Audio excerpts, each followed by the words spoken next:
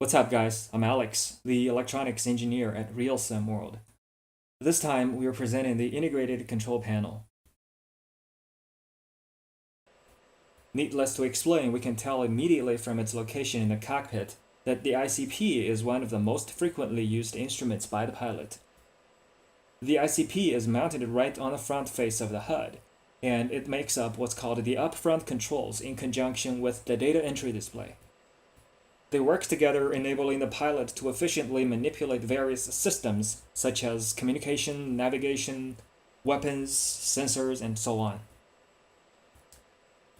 This will be a rather tech-oriented video. I'm going to address the general layout of the ICP, followed by a walkthrough of the advanced software functions.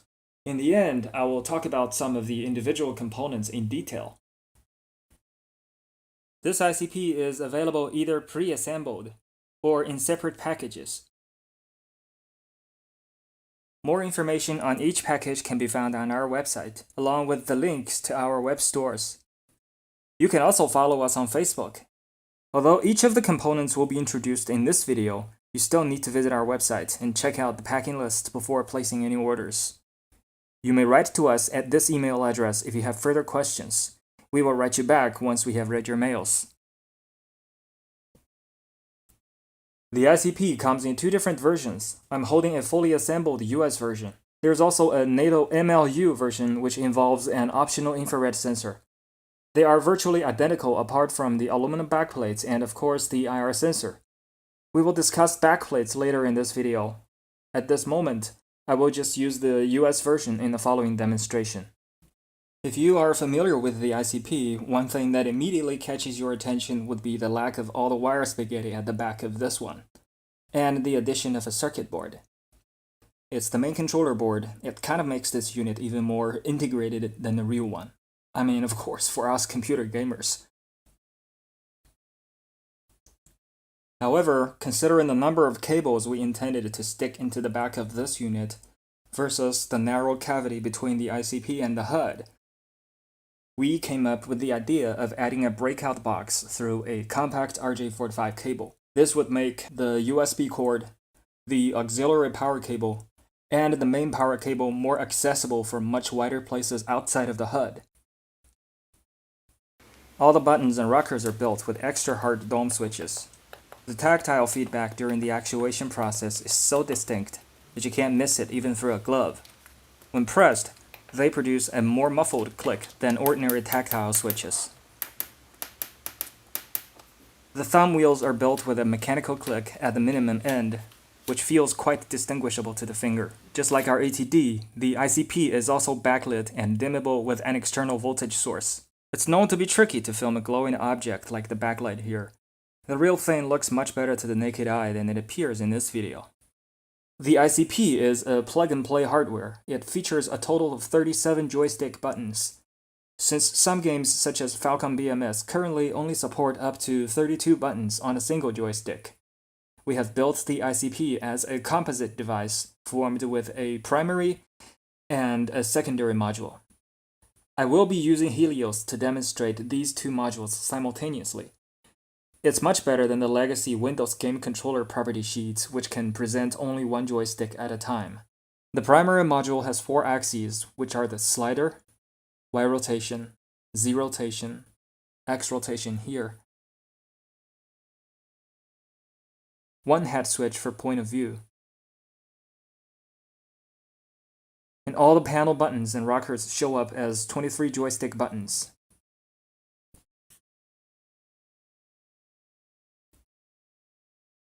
And the secondary module carries 14 buttons, which cover the drift compensation toggle switch, the FLIR gain level toggle switch, the thumb wheel switches, and the DCS switch in another mode. In order to assign the controls in Falcon BMS, run the game.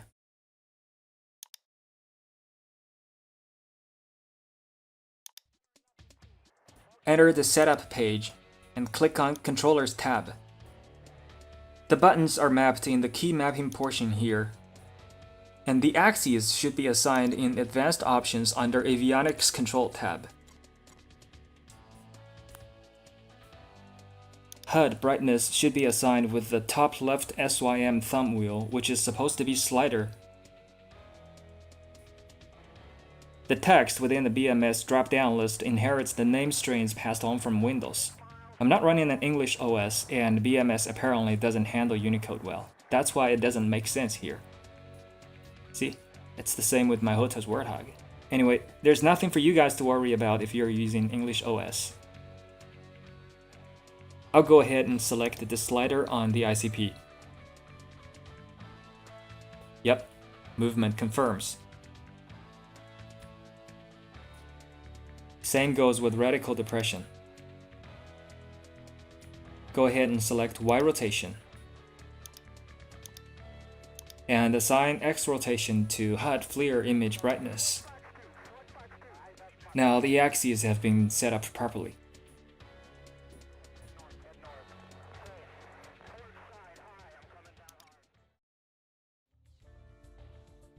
Buttons are not affected by the Unicode support issue. If I press any pre-mapped button, the button's number shows up in the input row, and the corresponding function appears in the row below. Scroll down halfway in the list to find the ICP section. To edit the key function in the game, left-click on its corresponding cell in the key column so it's highlighted. Then press the button you wish to map. The highlight is gone when the mapping has been made. And the new bond is confirmed here. I just corrected the wrong button press. Now let's finish the top row. List. Air to air. Air to ground. Now I have successfully mapped the top row. Let's try a rocker button.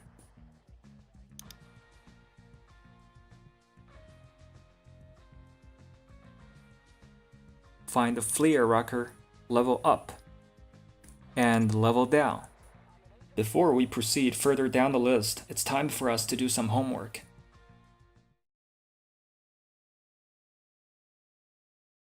On top of all the generic axes and buttons, we've added a layer of advanced configurations to optimize the behavior of the ICP under different circumstances. The new RSW Console software provides an intuitive visualization of all the configurations available. The software is divided into 4 major portions. The top row handles hardware and software connectivity. Most of the left portion provides access to the backlight. The middle right portion takes care of the thumb wheels, while the bottom right portion deals with the DCS and toggle switches.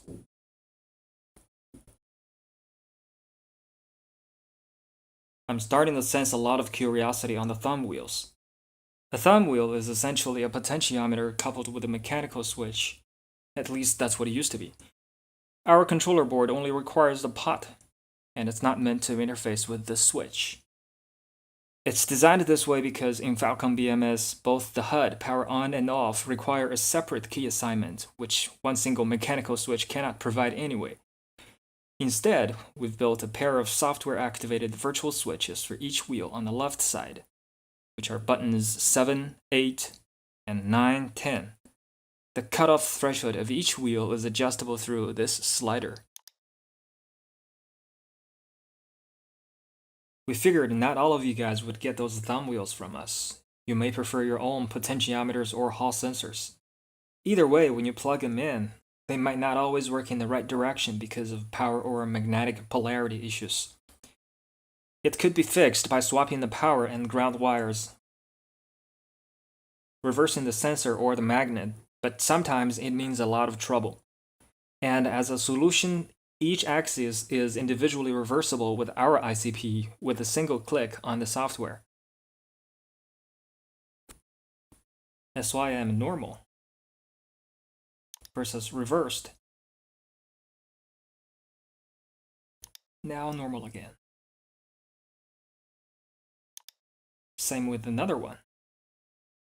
See?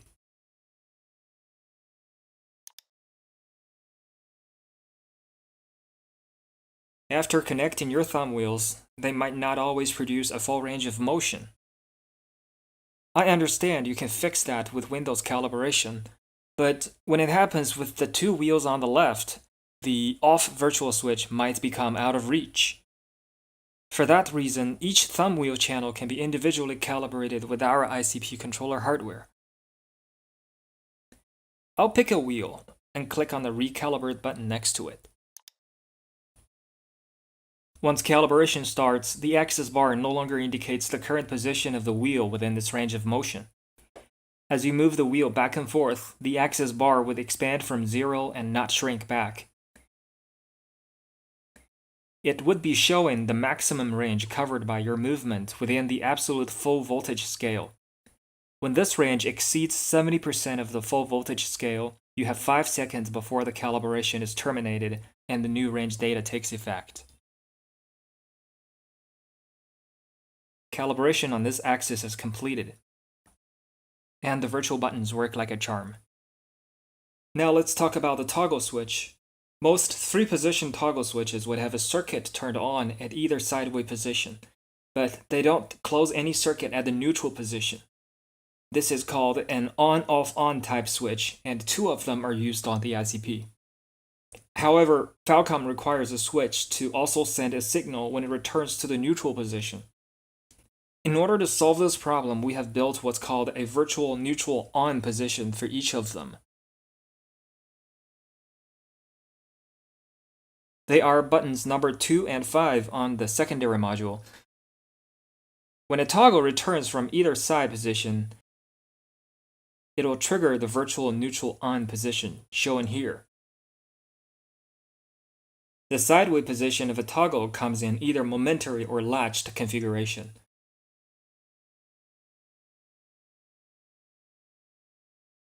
On the ICP, only the drift compensation position is momentary. All the rest are supposed to be latched. The one I'm using here for the warning reset position is also momentary. This will be replaced on our end products. When a toggle switch is flipped to a latched position, it will remain on until reset. In some games, having a joystick button unintentionally left latched in an on position might block other operations. Without the player's awareness, it could be very frustrating to pinpoint the problem.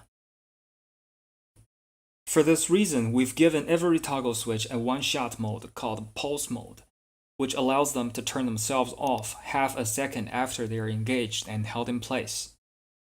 They are individually configurable through RSW Console. The game position is button number 4 here, currently under level mode. It remains on until reset. Click pulse. It self-clears.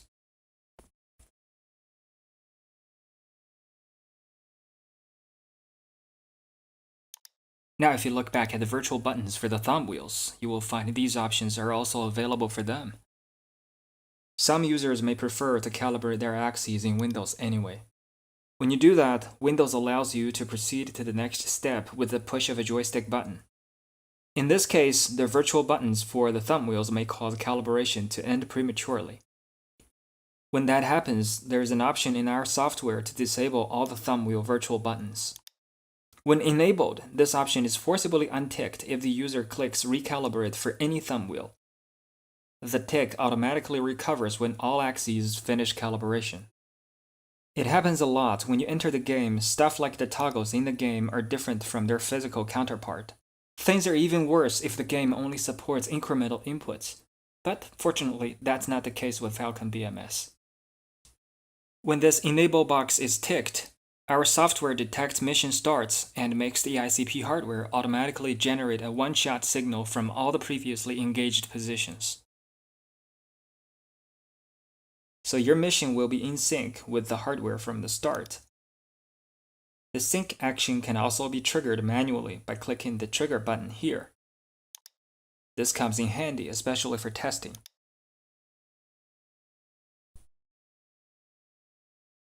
Unlike the ATD, which comes in different backlight versions, the ICP is fitted with RGB LEDs, so you may choose your favorite backlight color with this color scheme. This box below offers a solid preview of the color you've picked. And a few palettes serve as shortcuts to easily save or load some custom colors.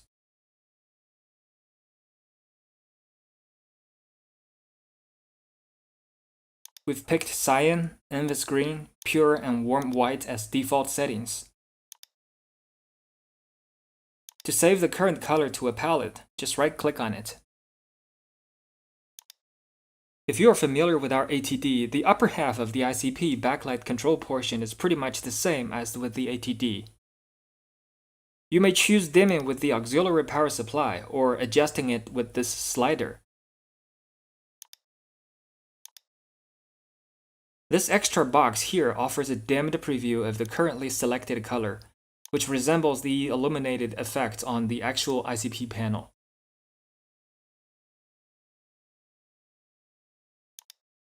This green dot here indicates a data node. It means the backlight brightness can be driven by a source like Falcon. It's not supported at this moment yet, but if the panel brightness data within Falcon BMS opens up to us in the future, a simple update of the RSW Console will enable us to synchronize the physical brightness of the ICP with the game. Isn't that cool? If you are making an adjustment to the brightness through a knob, say on the auxiliary power supply, or through this slider, and you find it too dim at the minimum, you may increase the dead zone setting here. If it appears to be too bright at the max, you may lower the saturation here.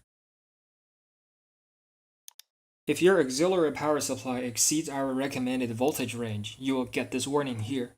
So please keep your inputs in check. The overvoltage condition is also indicated with this flashing LED. Now that you're familiar with how the toggles and thumb wheel buttons work, let's take a look at the DCS switch. Mechanically, it really just is an ordinary 4-way hat switch. Makes sense for it to show up as a point of view switch in Windows, doesn't it? But then BMS doesn't like key mapping with POVs, so we've added this little option here where you can make it function as 4 regular buttons. The 2 modes are designed to be exclusive.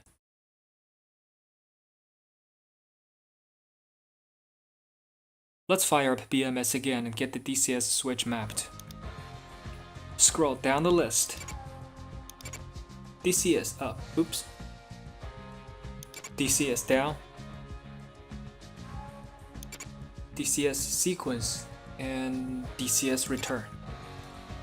Move on to a toggle switch. Take drift compensation. Pick the on position. Flip the toggle up. Now on its way back, I might as well just get norm mapped too. Click. Return to neutral. And go ahead with warn reset. Now I don't have to worry about norm being overwritten by the neutral position as the highlight has already been removed.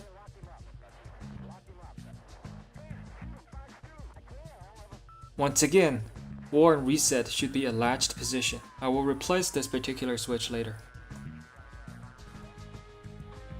Now for the thumb wheel, first make sure the virtual buttons are enabled. Then move the SYM wheel way up so they are ready to trigger the off virtual button.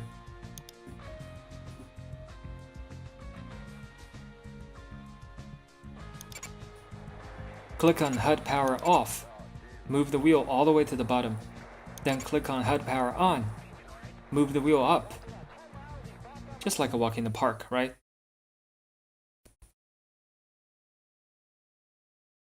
A fully assembled ICP is composed of the front panel, the main controller board, the backplate, the DCS switch, the toggle switches, the thumb wheels, the breakout box, a number of cables, and accessories.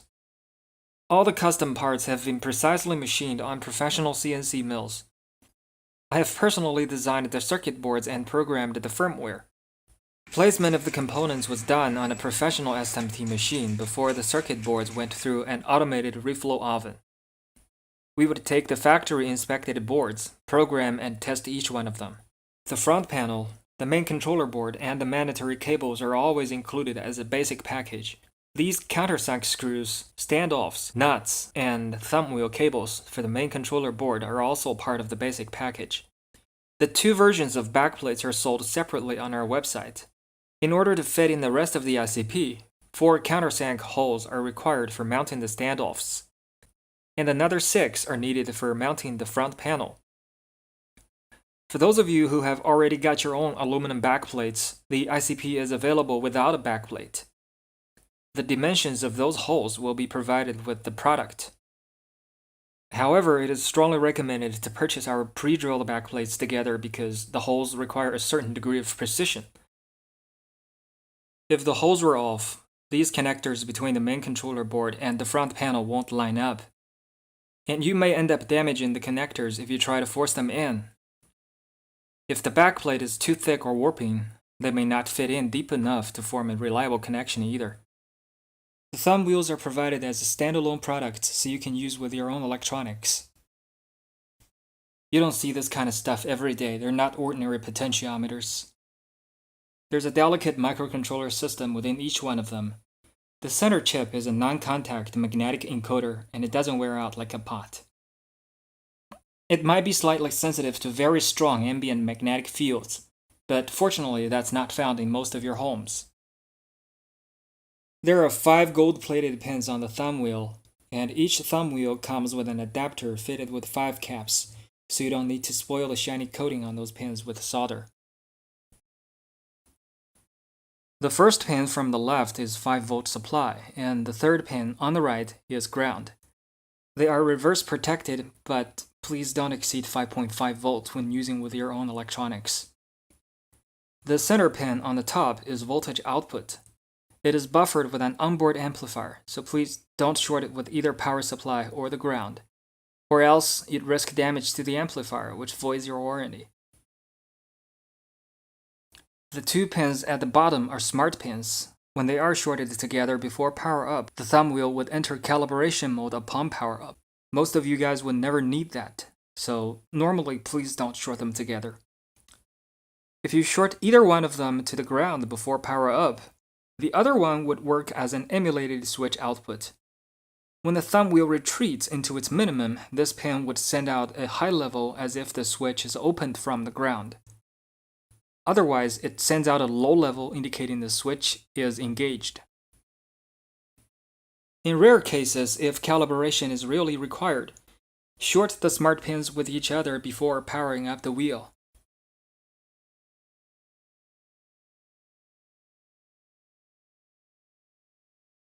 Then, move the wheel back and forth after power on.